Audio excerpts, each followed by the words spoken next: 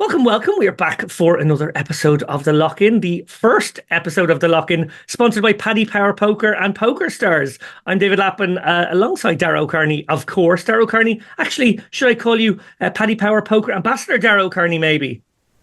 Yeah, absolutely. This is our first show, as you said, under our new sponsors. We love our new Flutter overlords, and we have a really top-notch guest to get things going. Yeah, we certainly do. Joining us this week is high-stakes poker player, coach, and strategy writer. His Punt of the Day series has been the best thing to happen to poker strategy writing since your books, of course, Dara. He is Sam Greenwood. Sam, welcome to The Lock-In. Glad to be here. Thank you for having me.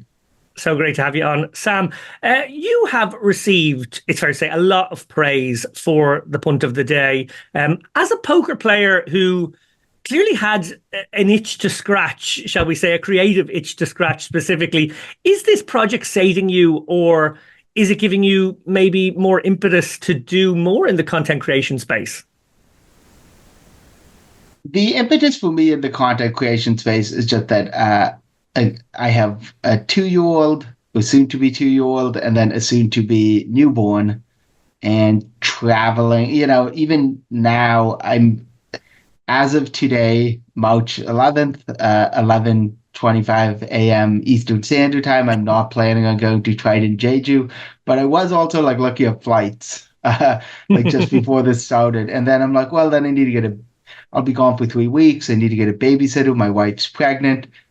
Knock on wood, the winter has taken a step back in Toronto, but if it gets colder, gets snowier again, then my wife needs to take a toddler to daycare at a blizzard. I don't want to force her to do that.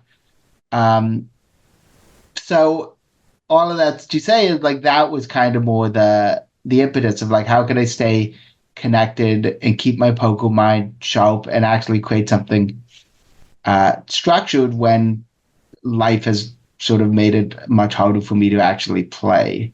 That's kind of what I was going. And then I found I've really enjoyed it, but yeah, it is a lot of work. There's a thing about poker, which is if you do a bad job playing in a given day, it's over. You don't need to go back and fix your mistakes. If I have an unproductive or bad day writing, I'm like, well, I still need to publish it. I still need to fix it. There's no so I think that's been the big thing with me psychologically, how it's given me this thing where you need to complete a task and you need to do a good job. So much about playing poker is about having a short memory, and so much of this is about having sort of a long memory and being detail oriented and correcting your mistakes, not just psychologically, but literally, people put up a post and somebody will say, you said the board was jack high and it was 10 high. And I have this rush of embarrassment over me and run to my computer and fix it. It's a whole other different game. Now, Dara, turning to you, obviously we made, I don't know what to call it, a similar decision, because neither of us have played at the level of Sam, but you've played at a very, very high level, higher than I. And we definitely made a conscious decision to move into the content creation space a decade or so ago. And you've obviously diversified further into more coaching and other stuff too. Now, anybody who watches your Instagram will see that you're still playing quite a lot of online poker and live poker as well. But can you relate to what Sam's talking about there, just about maybe whether it's the stage of life, whether it's the way the game has changed, what motivated you specifically back then 10 years ago to similarly, nudge yourself that direction? Yeah, I mean, you make it sound like a conscious decision, but I'm not sure that it really was. Just kind of the way that my mind has always operated. While I get very obsessed about whatever my main current obsession is, I'm also sort of a bit of a dilettante when it comes to I like to do lots of different things, rather than focus just on one thing. And when I got into poker, and I did absolutely love playing, particularly online. But I also thought, okay, well, I should play live, and then within a couple of years, I was sponsored, and I thought, well, I need to do other stuff. I was writing a blog. And at the start, it was really just sort of to give me something else to focus on, something else to do, so that I wasn't just playing. and almost none of my income at the start came from the other thing. But what happened over time is, online poker became tougher. Win rates went down. You were competing with more and more studied players. So, and at the same time, the other stuff became more lucrative. Coaching, writing, the content creation in general. And also the industry shifted from a sort of you win a big tournament, you get sponsored by a big site, to you write a blog that a lot of people read, or you create a vlog that a lot of people watch, or you create a podcast that a lot of people listen to, and now you get sponsored. So the incentive has essentially changed over time. And I used to always think of I used to tell people people used to say to me, like, why do you bother writing your blog? Why do you bother doing all the other stuff you do? How much do you actually make from that? And I used to say, well, it's probably about 5% of my income. But I do it, as much as a hobby as anything else, just to be doing something different. But then over time, I do remember the point at which suddenly I realized, wow, at least half my money is now coming from the other stuff rather than my online play. And in recent years, that's continued to grow even more, so that now playing poker online is a smaller and smaller part of the picture, and I'm no longer relying on playing online. Like, I don't even worry about downswings anymore, because I barely even notice them. Because I'm not, well, for one thing, I'm not playing high enough that the amounts are going to be absolutely massive. But most of my income is coming from the other stuff these days. And to be honest, like, I do enjoy all the other stuff. It's funny in a way, because the thing I enjoy the most is still playing online. And that's why I do so much of it, even though I don't have the same financial incentive I used to. But when I have dipped my toes in a few things in the poker space and thought, no, I just don't really enjoy this. So I've just basically stopped it. But I really enjoy coaching. I really enjoy the content creation. I really enjoy the writing with Barry, and all the other stuff I do. I enjoy the occasional commentary I do with you and others. So it's all just sort of to make my life more diverse, I think. Yeah, I can relate to that. And actually, that brings us very nicely to our first topic, which is all about Brad Owen. And a recent tweet a couple of weeks ago, Brad, obviously very famous cash game player, vlogger, plays tournaments these days as well. He opened up about what I guess you could describe as a pretty tough stretch in his career, revealing a significant downswing and some deeper frustrations with both the poker and the content creation side of the industry. In a long post on Twitter, it was one of those, you had to pay extra to be allowed to write an essay. He said he's currently down around 400k since the start of 2024's World Series, including roughly 100k downswing already in 2026. He said the majority of those losses have come from mixed game tournaments. In recent years, he's been pushing himself to chase a major title, which meant stepping into some of the tougher mixed game events at the World Series and in other places. I think he played the 50k Poker Players Championship once or twice already. While Owen said that he could easily return to playing cash, where he's historically been much more consistent, he admitted that he's reluctant to give up the challenge of competing for a big tournament win. That pursuit, however, has come with significant mental pressure, it would seem. In the post, he spoke very candidly about feeling like he's losing his identity during the downswing and struggling with the expectations he puts on himself as a poker player, content creator, ambassador, partner, and father. Despite the current difficulties, Owen noted that he's still up about £1 million from poker over the past 2 decades, and that works out to around 50k a year from playing. Obviously, that doesn't include revenue from his YouTube channel, sponsorships, and business ventures too. So, he's doing okay, I suppose, is what we can take from that. Dara, to start with you this time, Brad laid himself bare in this tweet, which went super viral. It can't have been an easy thing to post, but there's a strong sense that he did it as a, shall we say, catharsis of sorts, almost for his own mental well-being. What did you make of it when you first read it? Yeah, it did feel very cathartic and also very honest, and I think that's not surprising coming from Brad. Brad has always come across as somebody who's incredibly authentic. We all get to curate our image to a certain extent, but with Brad, you got the feeling that he was essentially communicating the truth of his experience, as he moved through poker as a content creator. And I think that's why he did so well. It really resonated with a lot of people. He gave people a lot of insight into a world that they were interested in, and he had credibility because they felt that he was actually telling the truth. This is the other side of telling the truth. Like when you're on a downswing, it's difficult. It's always a balancing act because, you know, sometimes people say to me, "Oh, you're always winning because you only post brag tweets about, you know, when you latest Irish Open scene or whatever." That's not completely true, but it is true that I don't post bad beats. I mean, nobody ever wants to read a bad beat. People actually prefer.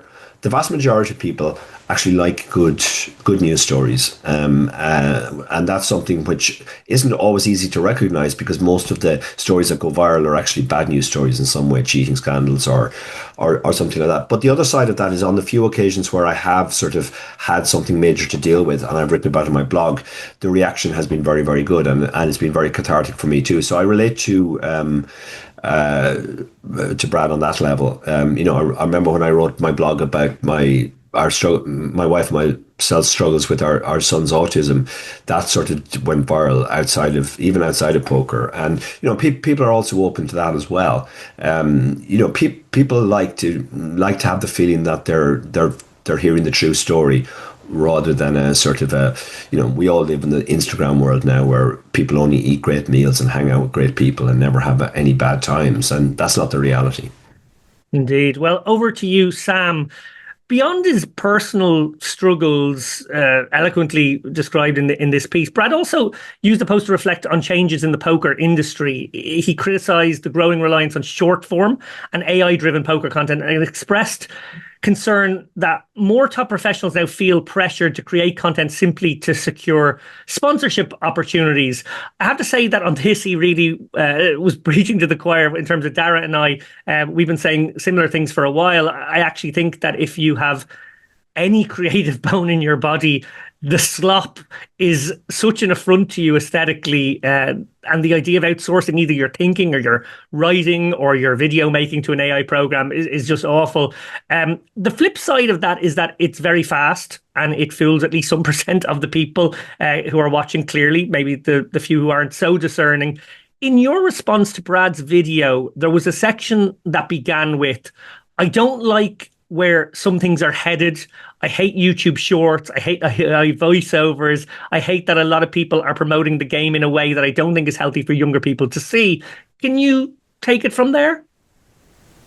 Sure. I mean, in terms of the YouTube shorts and the short video, there's two elements of it. One is kind of within an AI and all that, and one is within the poker space, and one is within life.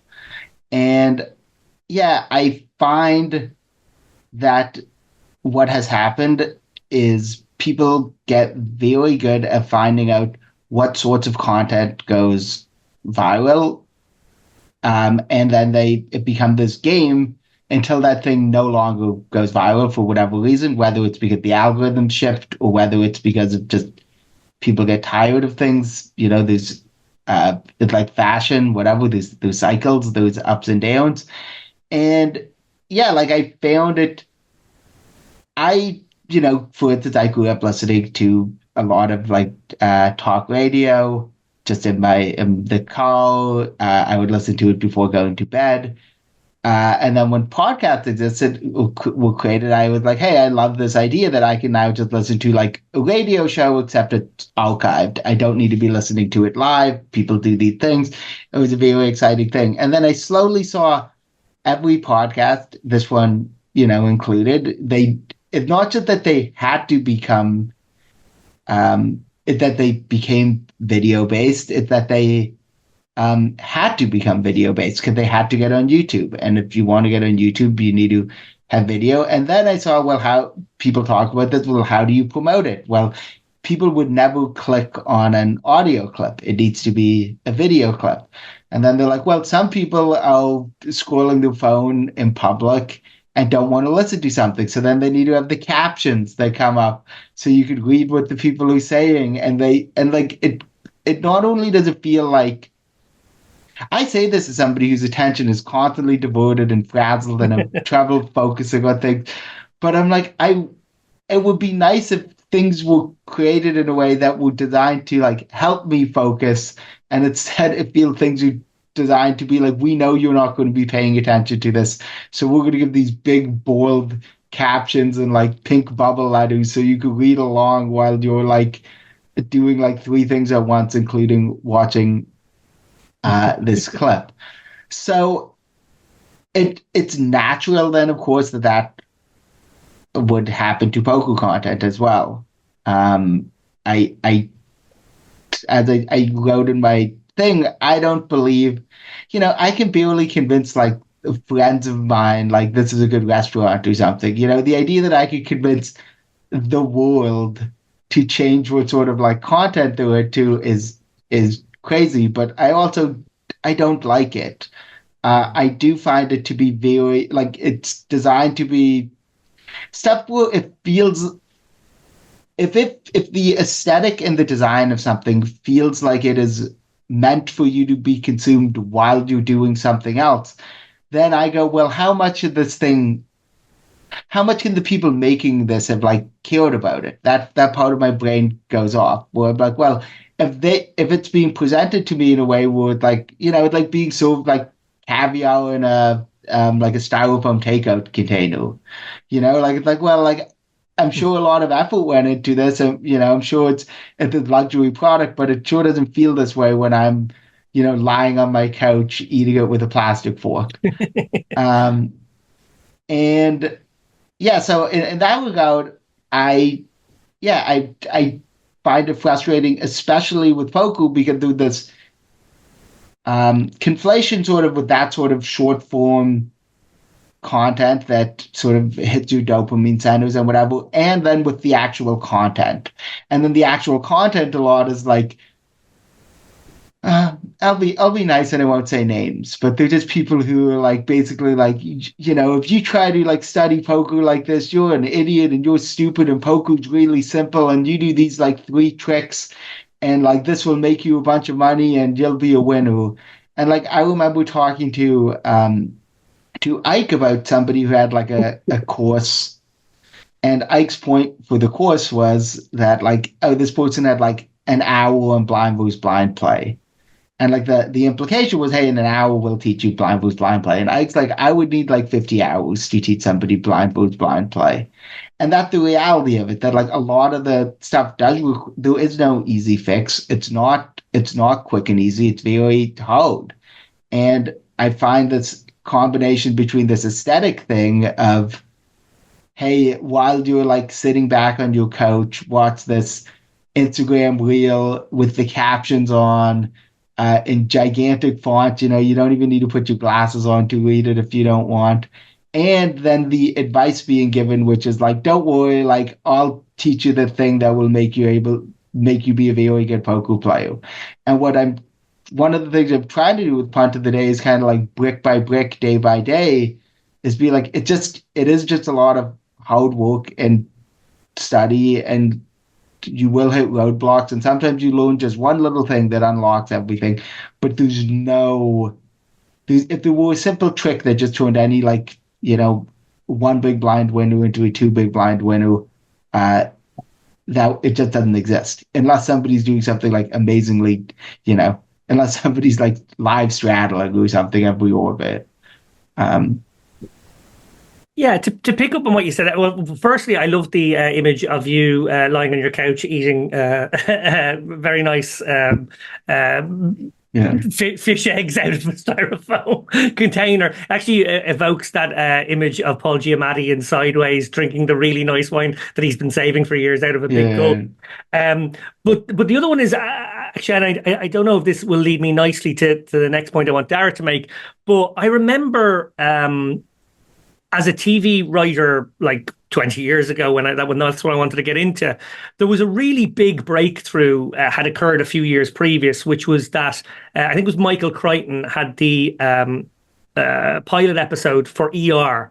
and nobody would make it because it was seen as too complicated, too many storylines, too many characters introduced, too fast paced. The audience would be thrown around. They wouldn't follow what was going on. And there was an assumption in the industry back then that audiences were thick, I suppose, and just couldn't follow multiple narratives or be thrown around and sort of have that experience of like wanting to catch up and wanting to watch it again to see what they'd missed or whatever. Whereas now we see in TV really complicated, rich stories over multiple seasons that have loads of storylines, that have loads of character depth, that are much more like novels.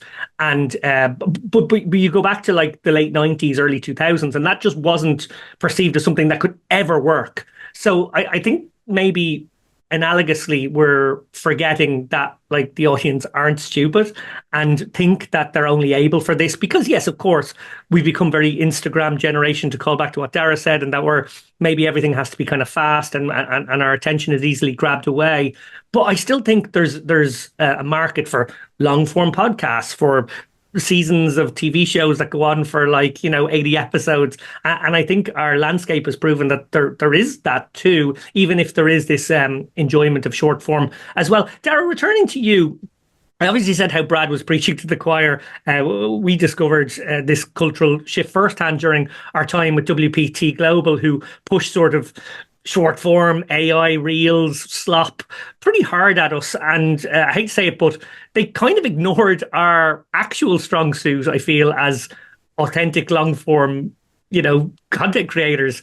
Not wishing to belabor the criticisms of WPT Global, which I'm sure people are getting sick of from our mouths at the moment, but because there are obviously other sites that do this, and actually it's a cultural trend writ large. But can you talk about your major issues with companies leaning into this type of content and maybe ignoring the more complicated long form stuff?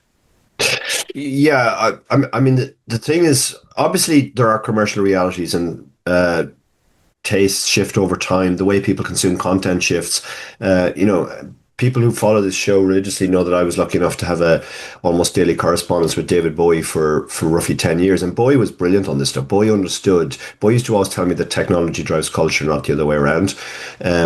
And the way things are consumed is of super importance. Cinema is an all-encompassing experience. You go to the cinema, you're there, you have nothing else to think about. So movies could be quite complex. Television was always seen as well. People are at home, they're maybe not paying as close attention. So the ER thing that you talked about, but that got stood on its head. But unfortunately, actually in TV, if anything, it's going back the other way now. The latest thing that everybody's talking about is what they call second screen viewing, the assumption that everybody else is on an iPad or a phone while they're watching TV and therefore can't really follow complex plots or things anymore. So everything has to be kind of dumbed down and repeated constantly. In our space, there has been this push towards shorts and reels, and that's come from the view that certain content creators are reaching a much wider audience. Now, we have suspicions that that's at the very least overhyped and may not be the case. But people are sitting in companies making no distinction between somebody watching 12 seconds of a reel and somebody listening to a long form podcast like ours for 90 minutes. And they're kind of treating those two things as the same. And in fact, the way the technology works, anybody can go on Instagram and say, oh, that reel got lots and lots of views. It's not obvious to our audience even how many people consume each of our episodes. Sometimes when people ask me what the numbers are when I'm out at events, they're really surprised and they're like, oh wow, I didn't realize that so many people listen to you guys, because there's no one figure. Whereas you go on Instagram and you hover over it, or you go on Twitter and it says 20,000 views or whatever. So that's kind of the way the corporates are currently sending it. But you are right, people are still smart, and people are I already feel that people are getting really tired of this stuff, and everything is always reaction and counter reaction. Generally, everything new that comes up is popular for a while. The 30-second reels, and then beyond a certain point, people just get tired. However, the mobile phone is still the most important piece of technology in the world. And the mobile phone, what's better to look at on a mobile phone? A 30-second reel where the captions are there. As Sam said, you don't even have to listen to it, or a 90-minute long-form podcast. Unfortunately for us, it is the latter. But there, I think one thing companies probably have to focus more on is sort of like depth of impact. Like just because somebody is distracted on a commuter train and watches a 20-second reel, that has, that won't impact their future behavior the same way that somebody who listens religiously to a bi-weekly podcast for 90 minutes, such as ours. Indeed. Well, back to you, Sam.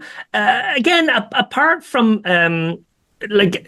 leaning into another bit of the response that you gave, you said it actually hurts me to see top level players like Jeremy Osmus, Seth Davies, and even Chidwick to some extent make poker content on YouTube, Twitter, and Instagram. Now, this is a slightly different point because you're specifically talking about the game's elite players starting to play the game. This harkens back to what Dara said about how the sort of the model of who gets ambassadorships shifted maybe a decade or more ago. Can you unpack your woes in this regard? Yeah, so the one thing I will say is, before talking from my perspective as a high-level player, I will say I think part of the thing that for somebody like Brad, which is tough, is like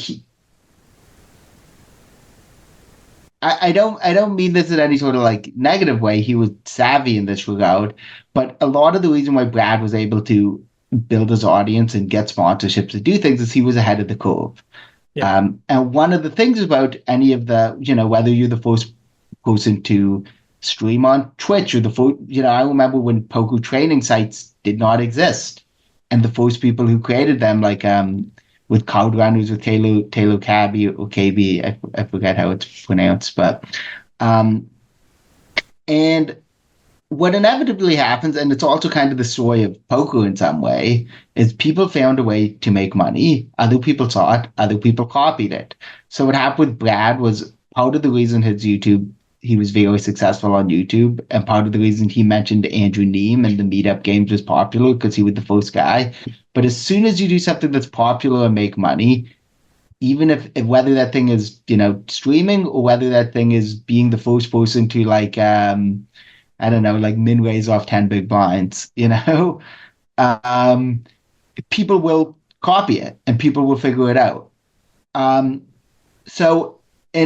When the way you're trying to make money is by gaining an audience in some way, if what you do is novel in some ways, it's a countdown until it's no longer novel and there's a bunch of imitators. I think what happened with the poker players like Jeremy and Seth and CV and myself, I think part of it is, having all of us have kids. Stevie has a kid. I have kid at the moment, but soon to be two. And it's a lot. Like I've said, if I didn't have, if I did not have children, I would have probably gone to Cyprus for the Onyx series and then Paris, and then I'd be in Jeju right now. I would have spent like half the year at home. I would have been going all over, and it's hard. So my first point here is to say that this was inevitable. As soon as a path is sort of like laid out and it's lucrative, people will try to copy it. And then for the I can't speak to Seth and Jeremy and CV, but I can make some assumptions and I could speak for myself. The idea of going, well, and we can even go back to Brad losing 400K, which is, I know you brought up the 50K, but I assume most of those 400K losses were kind of in 5 to 10, maybe the 10K championships at the World Series. And going on a 400K downswing in 10Ks, even small field 10Ks, is just not that difficult. Then you start getting to 25s, 50s, 100s, whatever. Like there was a lot, even if you sell action, even if you swap, you can still go in really big downswings. So the idea of like going into the year and going, okay, I know I can say at the beginning of the year that I will make, this much money from Octopi in the case of Stevie, or this much money from my YouTube channel, or this much money from my Substack, or whatever it is. it becomes a very attractive option because the idea of, me as an individual saying, oh, I'm going to, oh, I lost it all. I'm going to need to sell my house and eat ramen and figure it out. Versus being like, hey, sorry, we're not for vacation this year. We're going to the backyard. Telling like a family that's a very different thing. So yeah, like just as in poker, you see people kind of have these copycat strategies. People see how people are making money. I also think like poker, there's kind of a I don't know if I'm allowed to swear or not. I was going to say no. Oh, I was going to say bullshit. It's not even like a 6 out of 10 swear word, but you look at poker and you go, oh wow, this person. You take like the top like 20 pros in a year and you go, oh wow, like this person won like $2 million this year. But then if you just average them out, you'd be like, oh, they averaged out, counted the losses, counted the wins, like to everyone making 400K a year or whatever the number is. And that's probably a little more reasonable. And it's like the same thing with the content thing where you look around and you go, oh, how much is Brad making? How much is like Faraz making? How much are all these people making? And then, then if you don't, because when you're on the sidelines, of course, you kind of look at the people who are making the most and being the most popular and going, oh, that could be me. And if you're someone like me or Stevie or Seth, who are, competitive people and have a reputation in poker and feel you can make good content, of course, my like instinct is going to be like, I'm going to be like Brad, I'm going to get a deal like this person. I'm going to do that because that's who I am. I am competitive and I think my product is good and I want it to, and I think it should be, the most popular, whether or not that's realistic or not.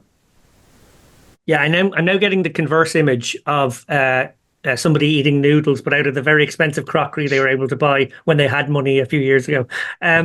Altogether, look, Brad's post offered a very rare and honest look into the realities of modern poker, the cruelty of variance, the feeling of burnout, the evolving economics of being a professional player in today's game.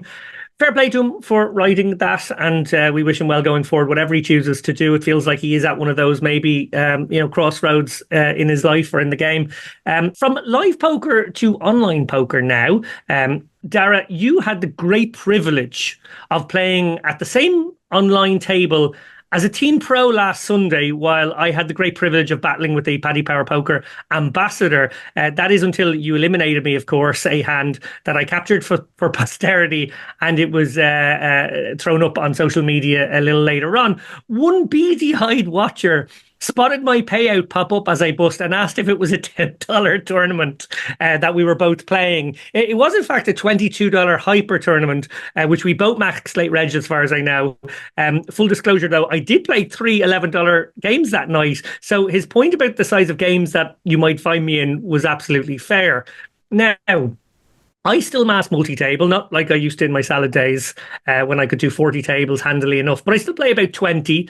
That night I played a buy-in range from $11 to €162, probably averaging around the $50 mark. But I was interested in the comment because I suspect the thrust of it was to shame me for playing so low, or actually shame both of us, Dara. That reminded me then of perhaps my favourite blog of yours from about 12 years ago called Boxes, when you eloquently broke down what the job of an online poker player really is. Dara, can you give a summary of that blog and maybe tell us the moral of the story? Yeah, the basic idea behind the blog was the difference between the sort of recreational mindset of an online tournament and the professional. The recreational is thinking, okay, this tournament has a certain buy-in. The bigger it is, the better, because the more prestigious it is, or whatever. And then they're looking at first prize and they're thinking, well, that's the amount I could possibly win in this tournament. And again, the bigger the better. And typically what that leads to is, 4,000, 5,000 runner fields, which are obviously, we understand, a very high variance. The professional is kind of just thinking of each tournament as a box on the screen, a piece of real estate. and he's trying to fill up his screen with whatever number of boxes, in your case 25, he feels he can adequately cope with. And he's thinking that each box has a certain expectation. If it's a $100 tournament where you have a 20% ROI that you believe, you're expecting in the long run to make $20 on that box.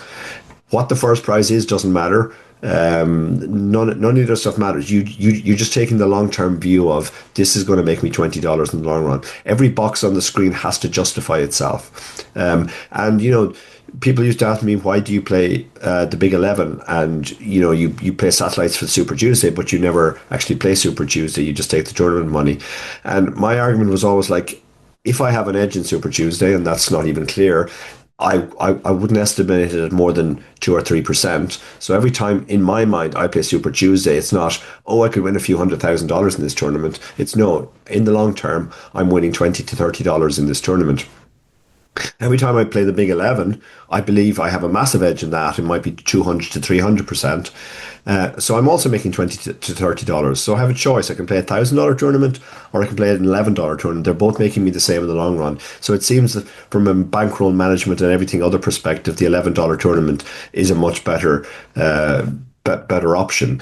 And that was, I remember when I wrote the blog at the time, the number of professionals who said, I guess it hadn't been enunciated in these terms before. They were like, this is the blog that most resonated with me as a professional online player. I'd never really thought about it in those terms before, but it is completely true. And that's, unconsciously, that's the way online professionals who don't play the highest stakes, who grind at lower stakes, think every box has to make money. And I remember once having to explain to a student who was obsessed with playing free rolls that, like, how much are you actually making in this free roll? Like, okay, there's no buy-in, but maybe you're only making 50 cents. You could be playing an $11 tournament where you have 100% edge, where you're making $11. So you're actually costing yourself money playing this free roll without realizing it. And that was that was the whole thrust of the blog, just to explain what the professional view of everything is just a box on a screen that has a certain expectation. Yeah, it is still one of my favorite blogs, and I read it again there in preparation for this. And I think beyond even the ROI argument, which you've very well articulated there, the hourly argument as well, like max late regging a hyper when half the field are gone. And again, put to one side, we've argued against letting people max late reg as late as we can, but we're pros too, so we'll, while the sites still let you do it, we'll still do it. And a max late reg on a 22 hyper is actually pretty good hourly. Might even be a better hourly than playing that 100 from the start. Sometimes these max late regs on these tournaments can be really, really good ROIs. And because you're just thinking, like, what's the average amount of time this will be on my screen? If you play 100 from the start, maybe on average it's going to be on your screen for 100 minutes. If you play the Hyper 22 max late reg, it might be on your screen like 10 minutes, like on average. And then you're calculating your ROIs from that, putting in the hourly factor. Sam, obviously you play high stakes. Is there a version of this within that community? Would a player who plays 100Ks get shamed for playing a paltry 1K live tournament, or I don't know, maybe £100 game online? Online, I think it's a different beast, because people are just kind of like, you ask your computer, right? So once you ask the computer, like I remember at one point during, I was going to say, I believe the tournament was on a competitor, but I'll tell you it was during the scoop. And Ben CB was at my table in a 25K, and I pulled up his stream to see what he did, and I just saw that he was playing like some like $50 like knockout, like hyper turbo knockout or something, and I was just like, and then at the top of his Twitch stream it was like up like 800K this scoop or whatever, and I was just sitting there like, this fucking guy is, I'm here like 4-tabling at 25K, playing the best poker I can play, and this guy's playing, if he's playing a $55 knockout, who knows how many other tournament, because the Twitch screen was cascading. I was like, I don't even know how many tables he's playing, but it's a lot. So I think we're basically, there is an element, obviously, part of the reason people get into tournaments is because they're competitive and they like the competition and they like the thrill of like winning a trophy and the the vanity of that to some degree and all that. So, and what's tough is to go, okay, that's a natural impulse. That's something that makes you competitive. That's like a fair way to kind of structure your poker life around what makes you passionate, what makes you interested. But you also don't want to tip to the point where it turns into pride or vanity, and you end up making sort of reckless decisions. So to look at it from like another perspective, one thing I've been asked is like, well, why do you play 100Ks when there's a really soft 2K? And it's like, well, to me, the money is very clearly for me, to you, I say 100Ks and 2Ks to use the very specific example, which is on day whatever of EPTs, they have the 2K high roller. Is it now a 3K? Because the open. Yeah, they're 2700s now, but I know exactly the tournament. Yeah, so they the 2K high roller, I would say in Spain it was the Estrellas tournament or the Eureka tournament in Prague, and then they would run it concurrently with the super high roller. That's 100K or 50K, and it's like, well, if I'd say played at 100K, well, I took a 10K piece of myself. I swapped with 5 people for 2K each. I sold 80% of myself at 1.1 or 1.01. I'm like, well, then before the tournament started, I have $800 in my pocket, and I have 20K in action that I think is somewhat diversified and winning. So then I go, okay, well, how much would I need to be winning in the 2K to make it worth it EV wise? And it's like, well, I would need to have like a 300% ROI in the 2K maybe. I need some giant ROI that's not really realistic. And I'm using 1.01 as a, lower bound potentially for markup as well. So, and that's also like not even counting other things, which is at EPT as well. If you play the 100K, you get 3 free nights of a hotel. So then you go, okay, get $800, and in a place like Barcelona or Monaco, I get 1,500 euros worth of hotels, and free food and stuff like that. So from an EV perspective, that if you're able to sell and control the size of your piece such that you aren't being financially reckless, the EVs are not close. What I think the issues are twofold right now, which is there's 2 things that have been kind of cracking. One is traditionally the relationship in poker tournaments has been the larger the field, the larger your ROI. And that's true because generally a bigger field means there's more weak players in the tournament, but also because just you have more hands to assert your edge. A heads-up sitting go might end in 1 hand. The World Series of Poker main event will basically, if the winner will basically always play like whatever, 10,000 hands or something. Yeah, that seems about right. No, that's too much, but whatever. Yeah. You get what I'm saying. But it's more than 1 hand. And, yeah, I'd say they play about 3,000 hands. Maybe. Yeah, I was good. Yeah. Anyways, and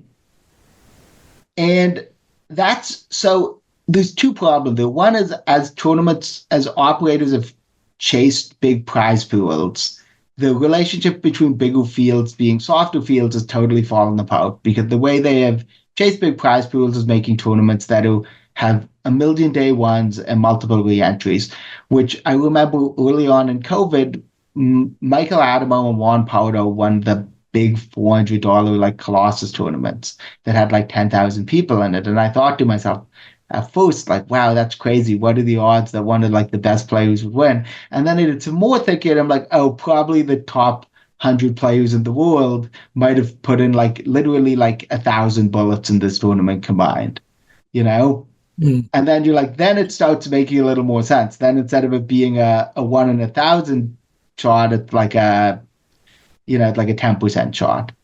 And that's ignoring skill edge. But the other thing is what you should be trying to aim for is not just the max EV or the max ROI, but the max bankroll growth. I don't know if you guys ever dabbled in daily fantasy sports, but at the very start, they had these $20 tournaments that were basically winner take all. They were called like the Millionaire Maker. First place would get $1 million. 10th place got like like 10K or something. It was that extreme. And just for fun, I put it into like a Kelly criterion calculator. And it's like, even if you have a 50% edge, they will basically, like, in order to like play this exclusively, if your only way of making money or your only way of gambling, you would need like $2 million. You would need like a $2 million bankroll if you had a 50% ROI. And what I think is happening is it's much better for you to play a tournament where you have it's much better to play a small field tournament with a small ROI for bankroll growth than a big field tournament, because there's just so much less variance. And back to me, part of what's happened with super high rollers is it used to be that you would regularly play super high rollers with, say, 40 unique people. If you, say, again, played and swapped with 5 people, you would have a piece of maybe 15% of the field, which means odds are you would at least have one of your swaps cash the tournament. And if, a pretty decent chance that you or one of your swaps would win the tournament. And now it's at a point where it's like, okay, now there's, in Trident JG last time I went, I came 5th in the main event, but it had 400 and something people.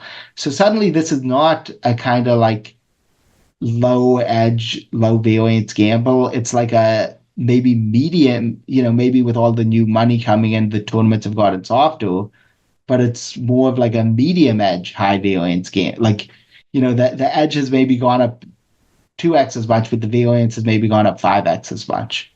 So I think one of the advice I always give people when they ask, like, hey, I'm a $20, $40 ABI player, what should I be playing? And I say, play the tournaments other people aren't playing. Like, if you can make your life work around it, I could play like the graveyard shift. That's a great way to do it. But you can also do what other people like, play on the weird sites. Play the tournaments without the big guarantees. Play the tournament the other people are skipping, because like a 10% ROI in an 100% tournament is much, much better for your ability to stay in action than like a 20% ROI in an 1,000-person tournament. So so like I that's my perspective of it. I did like I did read Dara's blog, and I did like the boxes analogy, because I think it comes from the same. We ultimately came to the same conclusion, which is like it's not about playing the brand name tournament. It's about playing the best tournament. But I would say that it's not just about the highest, it's not just a simple function of ROI times buy-in. It's ROI times buy-in with some adjustment for field size, where you could preference to smaller field tournaments. Yeah, that's a phenomenal breakdown. What I would say is, for anyone who just listened to what Sam said there, do definitely play the weird little tournaments. Do definitely play the smaller fields. Don't play those weird sites. Don't play on those weird sites. Don't do that. Although, to be fair, PaddyPower is, I know the corporate partners, I guess, that do Flutter, but PaddyPower might be. Dara, give a sign up. Code Dara, PaddyPower.com. Yeah, we don't do the push. We don't push the code. You don't have to do that anymore, thank God. Dara, I want to induce one little anecdote from you to finish off this topic. Ben CB was invoked there. Obviously, Ben CB, no love for me, it's fair to say. He's thrown a fair amount of mud in my direction in the last 2 weeks. But I give him a huge amount of credit for being that guy who'll play the 50 hyper while in the 25K. I think that's phenomenal. And it's actually something that you have noticed and have a story about, which speaks to, dare I say, a German mentality, or at least maybe an Eastern Europe or Central Europe mentality that differs from maybe other mentalities, Southern Europe, maybe other places too, about, people wanting to be defined by how big they'll play versus how small they'll play. Yeah, absolutely. I mean, this was quite early in my career, and as Sam was talking about, all of the thing and playing up what people don't want to play, my mind immediately went to our German friend Martin Mulsau, Yeah. who so much did that he actually invented a term for that type of tournament that other people weren't playing. The small field, no guarantee tournaments. He referred to them as bowl comps. Bowl of rice up top, but incredibly profitable because Reg stayed away from them back in the day. And I remember years and years ago, I was playing a small buy-in tournament on. Actually, PaddyPower was, ironically enough, at the time. And Lovely. one of Ireland's top players came on to me on MSN. This is how long ago that MSN was how we communicated back then. And he was essentially buy-in shaming me, saying, like, you're supposed to be one of the biggest online winning players. What are you doing playing this 11 euro tournament or whatever it was? And that was very much the culture in Ireland at the time. Everybody wanted to play as high as possible. Nobody would ever want to be seen dead in a tournament that was lower than a 109 online or a 1K live. And if you did, you were, some sort of pathetic loser and clearly not doing as well as everybody thought you were doing. And even Busto, the whole doke is, I think an actual doke is Busto rumor started. Somebody posted on Twitter saying, look, he's playing this $11 tournament. He must be bust. And then on my very next live trip was somewhere in the UK for UK IPT. And I was on a table with Martin Mulsau, our friend. And there was a bunch of young Germans railing him because Martin was seen as sort of the ultimate early German professional, the guy who, won all of the money in tiny little increments in these tiny little bowl comps. And I was just listening to the conversation on the rail between the guys, and the guys were saying, "Oh, I really like that $5 rebuy on Stars. That's such a good tournament." And the other guy was going, "Oh, I really like the $2 rebuy. That's a really good." And they were trying to like not one up man, but one down manship each other. Of like, I go even lower. And I remember Martin looked up at the rail and goes, $2 rebuy. The $1 rebuy is where it's at. That's the best tournament. And the Germans were actually boasting about how low they were willing to go in pursuit of ROI. And I remember thinking at that stage, because Germany was not a good poker nation at that stage. People don't remember how bad the Germans were when they started. Every country has to go through a learning curve, and the German mentality, which was, very logical but also very predictable, actually made them very easy to play against back in the day. Over time, their sort of emphasis on discipline and education and study meant that they turned into, one of the crushing nations of Europe. But at the time, that wasn't the case. But I remember thinking, yeah, the Germans are going to get there. The Germans are definitely going to end up with most of the money. Brilliant stuff, brilliant stuff. Well, look, if people don't like the idea of me playing 22 hypers, they're really going to hate this next topic. Dara, as per your recollection, we met first on a full tilt 45 man, let's say circa 2010.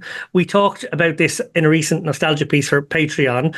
I apparently abused you in the chat after a speculative shove with the worst hand that got there. In all honesty, I don't remember the specific hand, but I used to put people on blast all the time in the chat box. So story definitely checks out. For years online, multi-table sit and go tournaments like 45 mans, 90 mans, 180 mans were some of the most beloved games in online poker. They occupied a sweet spot between the quick resolution of a single table sit and go and the marathon grind of a huge MTT field. Yet around 4 or 5 years ago, most major sites phase them out in favor of faster, more lottery-style formats, and in doing so, I think they genuinely cost poker something very valuable.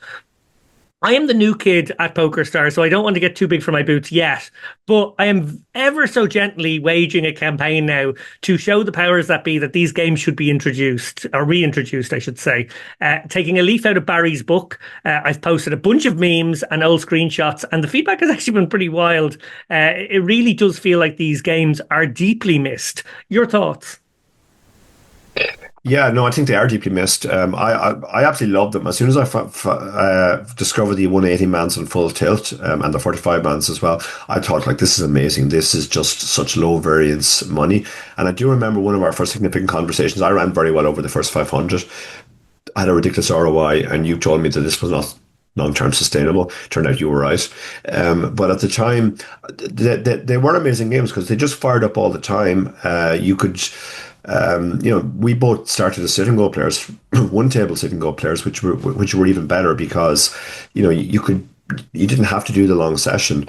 You could decide, I'm just going to do 3 or 4 hours. All of these games, unfortunately, were killed by spins. That's just the reality. I remember reading a Finton Hand blog and watching Finton on Twitch ranting about stars at the time, saying you've just killed these games. You don't realize it yet, but you have. And unfortunately, all of the recreational money moved towards the spins. But from the professional perspective, those sort of games were absolutely perfect. They were low variance. You could grind them when you wanted. They just ran all the time. They were the training ground for a lot of MTT players. Unfortunately, as they died, we all had to move into the bigger field MTTs. To the point now that, when I talk to younger players who started afterwards, like everybody who's an MTT reg now that I know who started after, say, 2015, started in MTTs. They started in the 1,000 runner fields, and they have no recollection of that there was anything other than spins that was an alternative. Yeah. Sam, to bring you in on this one, not only were those games great bankroll builders offering a bridge that we mentioned between single table games and MTTs, but as a person who relied on these games to get my start in the game, one aspect of it was how they created a sort of a pool where you constantly met familiar opponents, and therefore it did give you a place to work on your exploitative skills versus certain weaker players, your exploitative skills against certain better players, because none of us were GTO back then, of course. And that essentially is what poker is. It's that adjustment game, and reacting to table dynamics and reacting to pools and villains you're familiar with, etc., etc. As someone who plays in small enough pool yourself, albeit at super high roller level, can you relate to this in that way? Yeah, for sure. No, I think one of the things that happens when you see guys kind of like new blood and super high rollers is everyone kind of at their tricks that work in their games. And then they're like, okay, well, what happens once people start seeing your tricks and start like adjusting to them over and over, And some of it's just as simple as this guy's always bluffing. I'm never folding to this guy. And then you go, okay, let's see what happens when you've like a Trident or something with like a guy who just has a week of none of his bluffs ever working, because people adjust.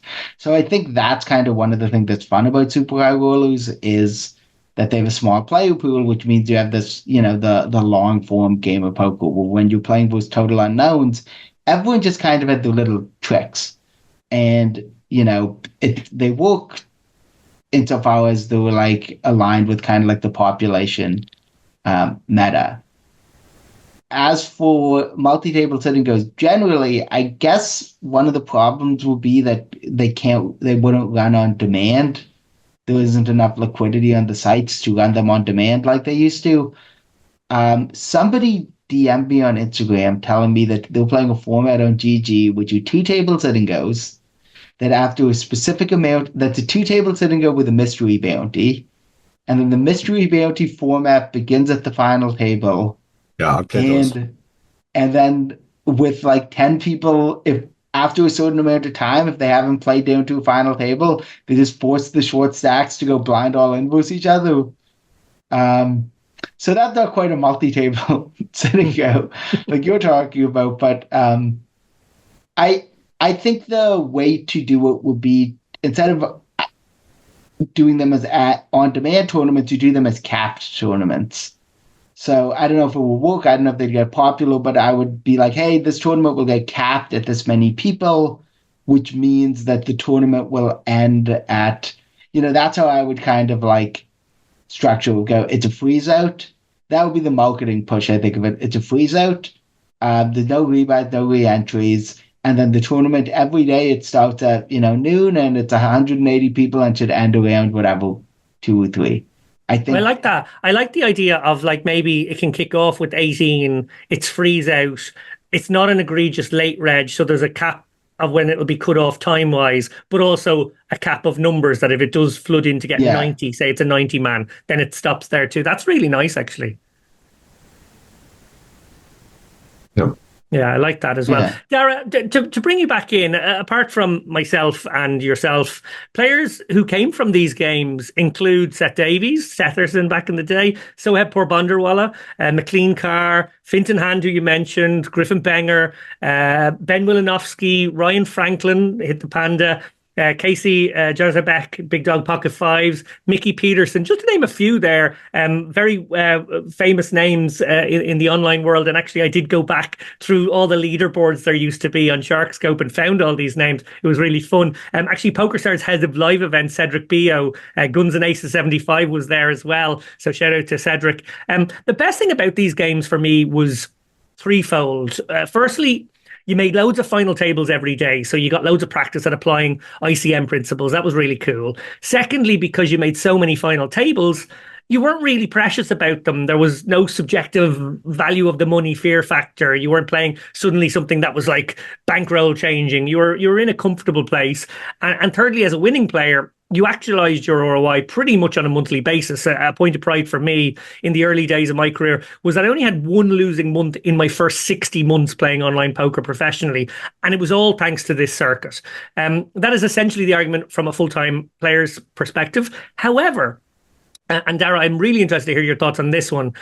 So many of the comments that I've received in the last week or so, and there have literally been over 100 of these, which is telling me that there's a lot of love out there for them. A lot of those players were recreational. Can you talk about why why these games are not just good for someone like me or you, but they're the perfect games for someone coming in after work looking to play for a few hours while the match is on in the background or whatever? Yeah, I think it's the time constraint element. I talk to, some of the recreational players I coach don't actually play online all that much. And the reason is they can't commit 10, 12, 14 hours to a session. Now, you can get around that by playing on sites where the fields are lower. Like PaddyPower Poker, for example. But you can also, this is why spins have been so popular, because they're short format. You can win a lot of money. The downside of the tournament is you can't necessarily win a huge amount of money, and that is what attracts a certain percentage, at least, of recreationals. They kind of just look at the first prize and they imagine winning that, and that determines whether it's a tournament they want to register. Not just recreationals. Incidentally, Chris Moorman said once that he just looked at the first prize too, and he wasn't interested in playing any tournaments where the first prize was less than a certain amount. So he'd happily play an $11 tournament if there was 50 grand up top, but he wouldn't play a 1K if there was only 20 grand up top. So it's different strokes for different folks. But I think they've been away for long enough now that, that they also have a certain maybe novelty element to them. I mean, the worry, particularly about the one table sit and goes, and the real reason why one table sit and goes died is it's almost a solved format.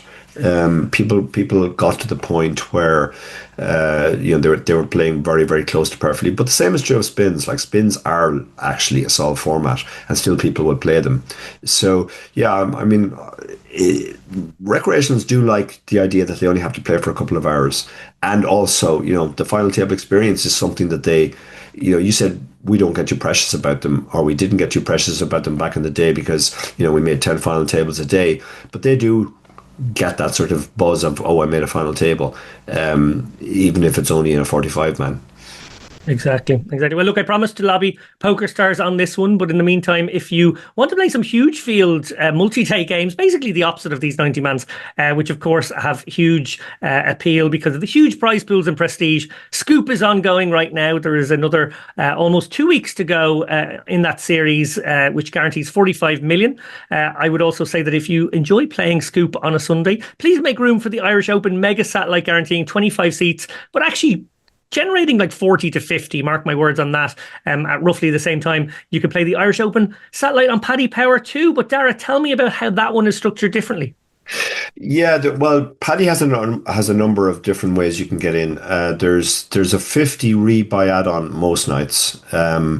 That's I think most weeknights except Thursday. It's a 10 rebuy add-on. So they're catering for different levels of buy-in.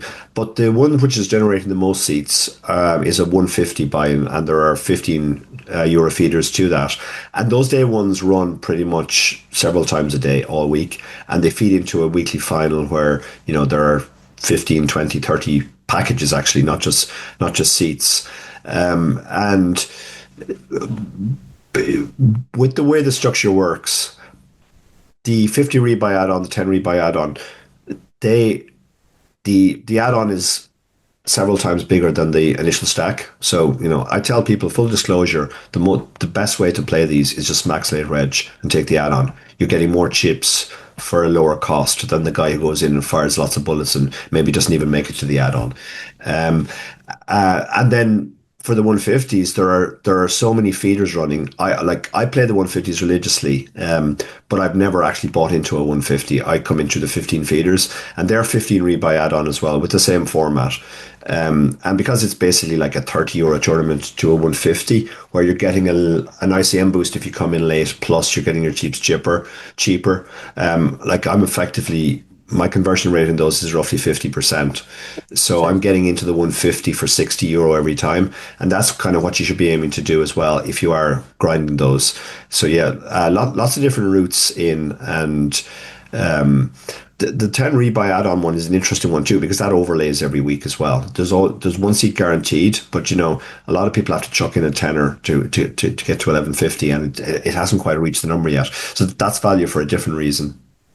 Great stuff. And speaking of PaddyPower, actually, Dara, you guys have another exciting promotion right now involving 30 packages to Las Vegas over the next 10 weeks. I think they can be won in 3 different ways. Can you give me some more details on that? Yeah, I'm impeccably prepared here, obviously. So I'm checking my phone for the message from Brian. So yeah, basically it's for a Las Vegas package, and the Las Vegas package includes 7 nights stay for you and a guest at the 4-star hotel Planet Hollywood, which we know well, on the Las Vegas Strip. Runs from the 13th till the 20th of June. You also get £1,000 credited to your PaddyPower account to cover your flight costs. Maybe that won't cover it by the time we get there, but we'll that's what's currently being allocated. And then $1,000 in cash to cover expenses, poker in Las Vegas, and you get food vouchers. There's a welcome party as well, and a leaving party. There's 3 different ways you can win. There's a nightly stack builder, which are basically $5 sats with 2 packages guaranteed every second Sunday. So the idea is you can play more than one flight and your stacks are combined. There's a twister to Vegas, the best 20 twist results over the week. And you can reset after 5 twisters, capped at €10 twisters. And first is a package, and the top 30 are paid. And then there's also a cash leaderboard. If you basically finish high up on the cash leaderboard, you also first every week gets a package, top 30 paid as well. Awesome. An important thing, and this is something we've talked about recently on the show, you can only win one package. So if you have already been lucky enough to win a package, don't try and win another one. Very good. And before we let you go, Sam, do you remember the first live event package you ever won?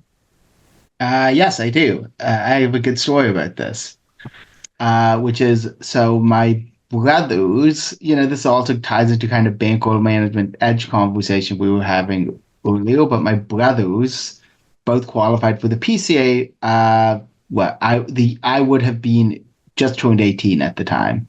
So I was born in 1988, so do the math. And they both won packages, and then I was at the time playing $100 sit and goes on Poker Stars and PaddyPower and stuff like that. And they had these $162 double shootouts to a PCA package. And I thought, well, I'm playing $100 sit and goes, so I can also play these $100 sit and goes. Now, $160 sit and goes. Now, I don't need to tell you that a 9-man tournament that plays 3 people is slightly different bankroll requirement-wise than a $162 tournament where 81 people enter and 1 wins. So I'd lost like 4K, and then whatever it wasn't even mathematically a notable downswing in any way, It might have been something where if you won the first, whatever, it might have been something where if you won your first sit and go, you got your buy-in back or something tiny like that. And then they had a giant $700 mega. I had a 10K bankroll at the time, but I was they're both going to the Bahamas. What am I going to do? Not go? So I play the $700 mega, and I'm in my dorm room in Quebec, in Montreal. So you're allowed to drink in the dorms because everyone is of age. And there was a party going on in the dorm, like a kegger, like 2 floors beneath mine. So I was just like, okay, I'll meet you down there once I am done playing. And we get in the bubble, and like I don't know how many people qualified, but I had my monitor full with every other table, and like it was something like 80 seats were paid out, and I was like 40th. 75 seats were paid out, and I was 40th out of 70, or 40th out of 80. So I knew that I had it locked up. Like, oh, sorry, like now I know, like I could have left my computer. People would have, 5 people would have busted. It was 2006 or whatever. Um, people would have busted. But to me, this is like the crazy stake. So I know the correct strategy is to just keep folding, but the pressure and the stress is so much that I'm just watching the lobby, and I'm seeing me go from like 40th to 41st to 42nd all the way down. But it doesn't matter. Again, like the stacks will get blinded all in before mine. And I just remember somebody getting all in with a big stack shoving or raising with Jack 8 suited, getting called by aces, and the flop was like 9-7-5-2 clubs. And I'm like, all right, done. We got this. It's over. And the board breaks out, and I was like pounding my desk, so mad. And then, of course, like 8 minutes later, I just got in the money. And, I had enough chips where I could have like folded for like 2 whole orbits, and I needed like 2 people to bust, and like 5 and 10 people at shorter sacks than me. Like the it would have been impossible. But yeah, that was the first event I qualified for. Nice. Congrats on that one. That sounds like a great way to have kicked off your Yes. live career. It remains for me to thank you very much, Sam Greenwood, for being our guest this week. Really appreciate you stopping by. Yes, a quick plug. Oh, I was So- about to do a plug for you, but go on, you do it yourself. Well, no, I will say, so we're closing it on the 1 year anniversary of Punt of the Day. So there will be a 1 year discount code. I'm sending it to Lappin right now. It is www.puntoftheday.com/2026. Pretty easy to remember. And for that, they will get 26% off. In addition to that, this coming Sunday the 5th, or Saturday the 14th, Pi Day, I will be running a survey, asking for feedback for subscribers, non-subscribers, whatever. And in that survey, there will be an even heftier discount code for 30% off, but I'm going to make you put in the work for the 4%. So if you're subscribing, it's a 10-question multiple choice survey. So you can either sign up using the code I sent David, which he can post in the show notes, or you can sign up for the other one. And for those who don't know, it's just every day there's now an archive of 200 and what are we at today? 248 posted today. So there's an archive of 248 sort of like essays, strategy, lesson, articles where I write about a hand, usually hands I played, but occasionally kind of big viral hands that other people played. And I go through what I was thinking during the hand, what I got wrong, sometimes some tangents about things about the poker industry.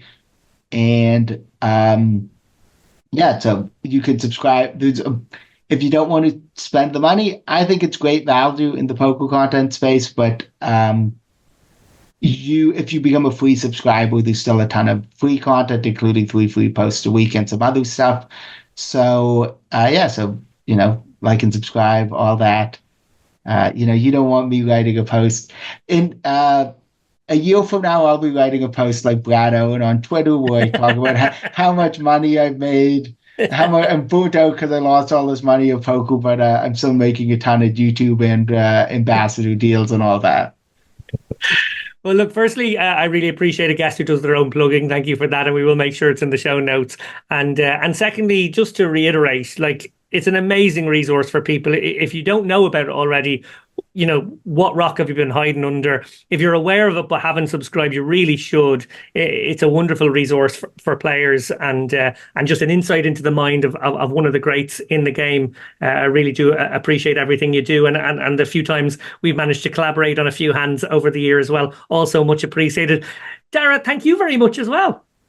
Yeah, thank you. I was about to reiterate, so I guess I'll reiterate. But yeah, but on our academy, one of our academy members had a hand featured on the punt there recently, and it had a massive impact in the group. It's an amazing resource. So many people love it. So definitely sign up for it if you haven't. I will finish with a plug as well, as is our want these days, is absolutely shameless shills. This time not for anything PaddyPower or Poker Stars or anything else, but we've been talking about Brad Owen throughout the course of this episode, and Brad is actually coming to Ireland for his first meetup game next week on the 20th of March in JP's club in Tala. Brad, who's very much the king of the meetup game, is coming. I was hoping to go along to that myself. Big fan of Brad's. But we'll be away in Seville, unfortunately, so we won't be there. But yeah, definitely anybody who can get to that game should go. Brad always puts on a great meetup game. He certainly does. Well, on that note, thank you so much, Sam Greenwood. Thank you for having me. And thank you, Dara. Thank you. And also, Jason Tompkins is involved in running that meetup game. And Jason told me under threat of death to make sure that I told people they have to sign up through Poker Lens if they want to play in that meetup game. Good advice. Go do that, guys. On that note, take care, everyone. Thanks so much.